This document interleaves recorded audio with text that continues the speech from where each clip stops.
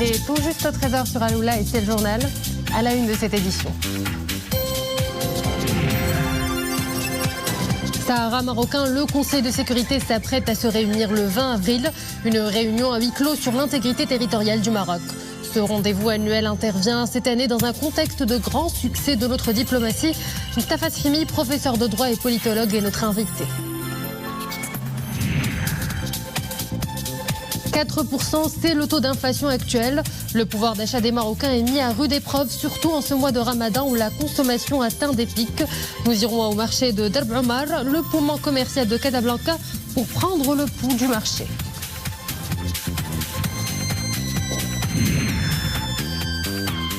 Enfin, une page art plastique avec une double exposition où le maître mot est l'abstrait. Une immersion dans le monde très coloré de deux artistes avec un goût prononcé pour les pigments. Un nouveau langage pour exprimer l'ineffable.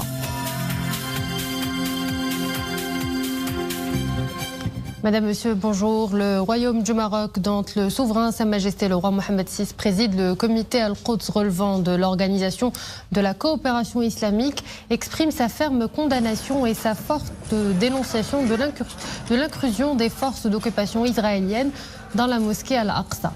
La fermeture de ses portes et l'agression des fidèles désarmés dans l'enceinte de la mosquée et sur ses esplanades qui a causé de nombreux blessés. Le ministre des Affaires étrangères, de la coopération africaine et des Marocains résidant à l'étranger indique dans un communiqué que le Royaume du Maroc considère que cette agression flagrante et cette provocation méthodique durant le mois sacré de Ramadan contre le caractère sacré de la mosquée et sa place dans le cœur de la Oumma islamique ne fera qu'attiser les sentiments de haine et d'extrémisme et réduire à néant les chances de relance du processus de la paix dans la région.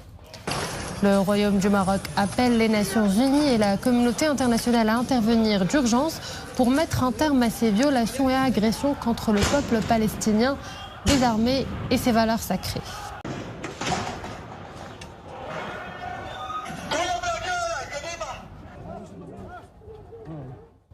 Les succès diplomatiques du Maroc s'enchaînent. Plus que quelques jours nous séparent de la réunion à huis clos du Conseil de sécurité qui se tiendra le 20 avril. Pour nous en parler, le politologue M. Mustafa Srimi. Bonjour. Bonjour. Quel est l'ordre du jour de cette réunion? C'est une réunion semestrielle au mois d'avril. Elle est différente de la réunion annuelle du mois d'octobre. Différente en quoi? C'est que c'est une réunion à huis clos, vous l'avez dit, alors que celle d'octobre est une réunion ouverte avec des prises de position publiques et qu'elle donne lieu à l'adoption d'une résolution. Première différence. Deuxième différence, cette fois-ci, il y a un nouvel émissaire personnel du secrétaire général de l'ONU, donc Staffan de Mistura, c'est le premier point à l'ordre du jour, qui va faire un rapport. Il va faire un rapport sur quoi? Il a fait une jeune tournée à la mi-janvier dans la région, et il va rendre compte des difficultés de sa mission, en particulier celle-ci, le refus de l'Algérie et du mouvement séparatiste désormais de participer au processus de table ronde qui avait été initié en décembre 2018 et mars 2019 par son prédécesseur hors scolaire. Donc un élément de blocage. Deuxième point à l'ordre du jour, c'est le rapport du chef de la MINURSO, le russe Alexander Ivanko, qui a pris ses fonctions d'ailleurs en octobre dernier, et ça sera l'occasion d'un deuxième briefing ici. Il va rendre compte de quoi? Il va rendre compte de la multiplication des provocations des éléments armés et des milices du mouvement séparatiste. Il y a des dizaines d'incidents. Et il va également expliquer que le mouvement séparatiste a décidé de ne plus respecter le cessez-le-feu depuis novembre 2020. Depuis le problème de Guelguelat qui avait été réglé par le Maroc, vous savez, avec la paix Nations Unies. Donc des éléments de complication, ça va être porté à l'attention des membres du Conseil de sécurité et ils vont délibérer et il faut espérer qu'il en sortira quelque chose. Et par rapport à la précédente réunion du Conseil de sécurité de fin octobre 2020, quels éléments s'ajoutent au dossier de la cause nationale? Il y a d'abord des éléments diplomatiques importants, c'est la nouvelle position de l'Allemagne, plus encore la nouvelle position de l'Espagne qui a été exprimée officiellement lors de la visite du président du gouvernement espagnol, Pedro Sánchez, lors de l'audience qui lui a été accordée par le souverain le 7 avril courant. C'est un élément important parce que l'Espagne a la responsabilité historique de la question nationale, puis c'était l'ancienne puissance. Alors par rapport à la position d'Allemagne, c'est différent, c'est un facteur qualitatif. L'Espagne a une responsabilité historique, donc c'est quelque chose d'important. En plus, c'est une position qui ne va pas manquer d'influencer un certain nombre de pays d'Amérique latine, et c'est évidemment une donne majeure sur la table du Conseil de sécurité lors de cette réunion, parce que c'est en des termes tout à fait nouveaux que se pose la question nationale.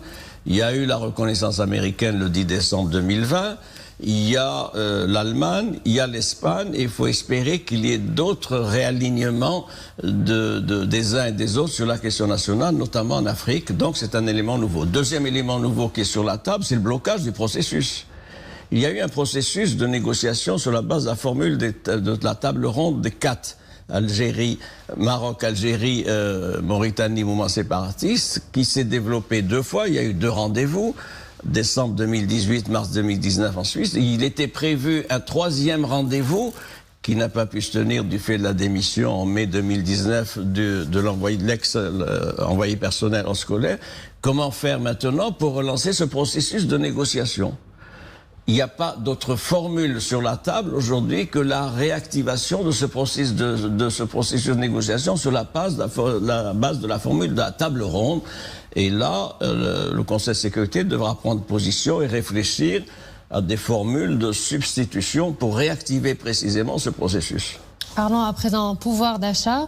En ce mois de Ramadan, les prix de certains produits de consommation ont connu des hausses, mettant à mal les budgets. Heureusement, les prix auraient tendance à se stabiliser, voire même baisser pour certains produits de grande consommation. Un reportage à Casablanca d'Amin Hnaoui, Zakaria Moukhenbilla et Boubkir Ben Ghabret.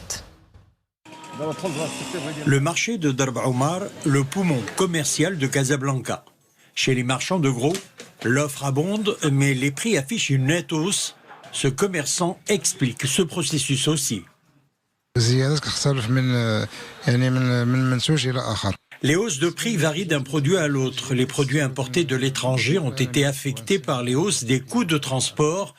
Pour d'autres marchandises produites localement ou importées d'Europe, comme les produits alimentaires, les prix font écho à la hausse des cours d'hydrocarbures. Dans ce marché de fruits et légumes, la hausse des prix est durement ressentie. Le panier de la ménagère coûte le double, voire le triple. Ce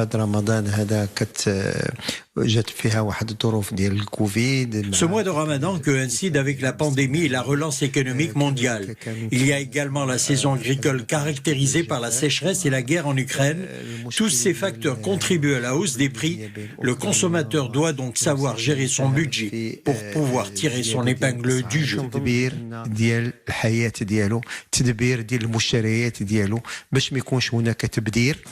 Si l'offre disponible couvre largement les besoins, les produits auraient tendance à se stabiliser.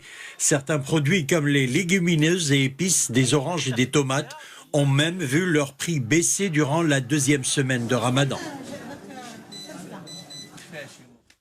Nous venons de le voir, professeur, le taux d'inflation est de 4%. L'impact est plutôt considérable sur le pouvoir d'achat des Marocains. En ce mois surtout, quelle réponse du gouvernement ? Pendant des années, le taux d'inflation a été modeste, autour de 1,5, 1,6% en moyenne. Évidemment, aujourd'hui, il monte à 4%. Est-ce que ça va augmenter? On va voir. Mais effectivement, ça se ressent sur le pouvoir d'achat des citoyens. Il y a des facteurs extérieurs, exogènes, qui pèsent évidemment sur cette situation-là. Le renchérissement des prix alimentaires, blé, etc., les hydrocarbures, etc. Le coût des transports, de la logistique aussi, on l'oublie trop souvent. Mais il y a aussi des phénomènes internes qui sont liés à la nécessité de rationaliser peut-être les circuits de commercialisation, notamment entre le producteur, le grossiste, le demi-grossiste, le détaillant, le consommateur. C'est une chaîne où il y a des mesures à prendre. D'ailleurs, on en parle, on verra bien ce qu'il en est. Deuxième point, il faut bien des mesures sociales d'accompagnement. Alors, première mesure contrainte qui a été prise par le gouvernement, c'est le fait d'utiliser la caisse compensation. Le budget 2022 avait prévu 16 milliards de dirhams à ce titre-là. Pour l'instant, pour le premier trimestre, on a déjà utilisé 10 milliards de cette enveloppe-là. Donc, il faudra bien trouver de nouvelles ressources de financement pour ce qui est de la caisse compensation, pour soutenir le pouvoir d'achat des couches modestes et défavorisées de la population. 2, il faudra aussi des mesures spécifiques. Il y a un agenda qui s'y prête. Nous sommes à la mi-avril. C'est le 1er mai dans 2 semaines. Et il est question de la reprise du dialogue social. On peut penser que le gouvernement voudra faire des gestes.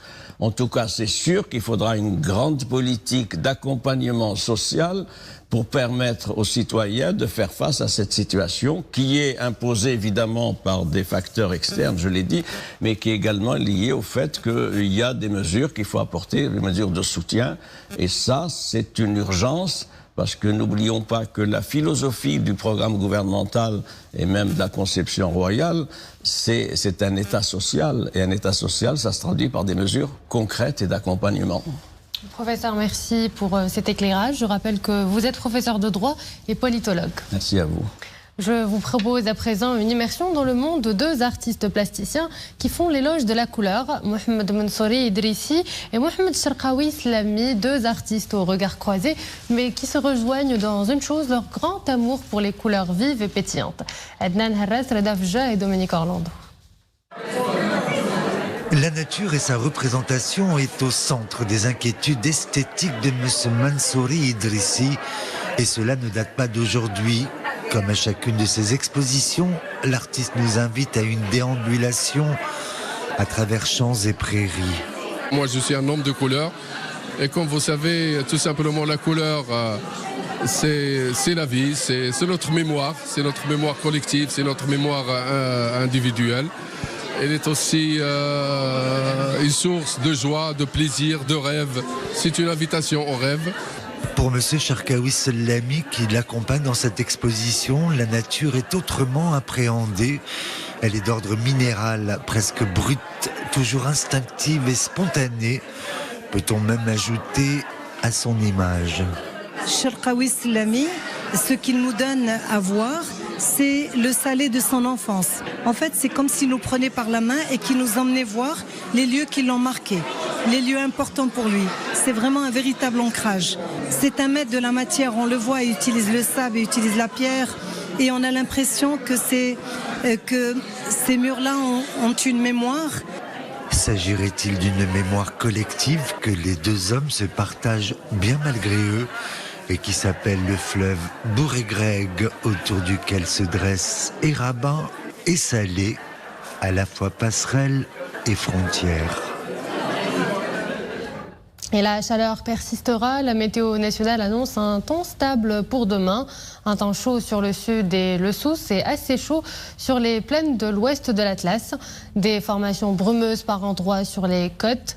Des rafales de vent localement assez fortes sur le sud-est, les plaines nord et centre, et le Souss et l'Atlas. Et voilà, c'est la fin de cette édition. Merci à vous de l'avoir suivi. Excellente suite des programmes sur Al-Oula.